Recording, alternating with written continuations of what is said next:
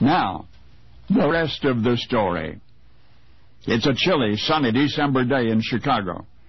You're strolling down Devon Avenue near Ridge. Suddenly you find yourself in the shadow of Guardian Angel Church.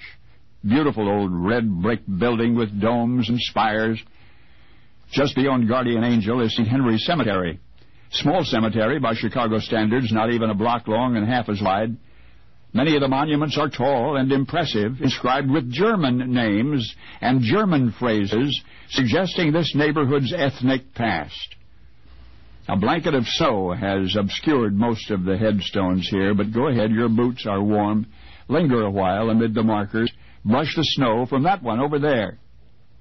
Do you see what's engraved? Robert Roigheim, it says.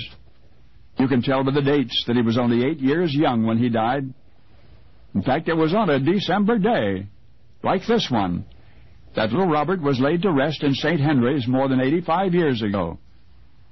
See the emblem on the stone. Familiar? Of course. Anyone beholding it might guess the rest of the story. That there was one real treasure in the life and the heart of Frederick Roigheim, his grandson, Robert.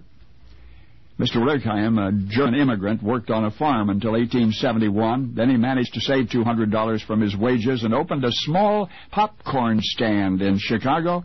A popcorn stand? 10 years passed, and then 20. Frederick kept selling popcorn, but experimented incessantly with his product. At the 1893 World's Fair in Chicago, Roigheim and his brother Louis sold a popcorn and peanuts concoction that just delighted visitors. This was the successful formula which Friedrich had sought for 2 decades. Over the years which followed, F.W. Roigheim prospered beyond his most daring dreams, and yet the thing that mattered most to him was the happiness of his small grandson, Robert. Little but their closeness and mutual admiration is remembered of that relationship. It ended tragically soon after the child contracted pneumonia in 1920. Over the centuries since Friedrich introduced his candied popcorn and peanuts at the Chicago World's Fair, folks everywhere have relished at one time or another the confection called Cracker Jack, or we call them Cracker Jacks.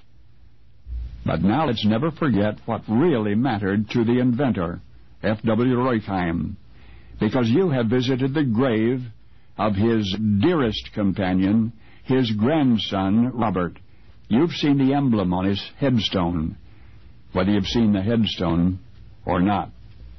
Because, you see, the Cracker Jack Company's trademark, a likeness of little Robert, created shortly before he died, appears on a marker in St. Henry's Cemetery and on each and every box of Cracker Jacks to this day. You may have wondered if the saluting child in the sailor suit once upon a time was a real little boy. Well, now you know. He was indeed, because now you know the rest of the story.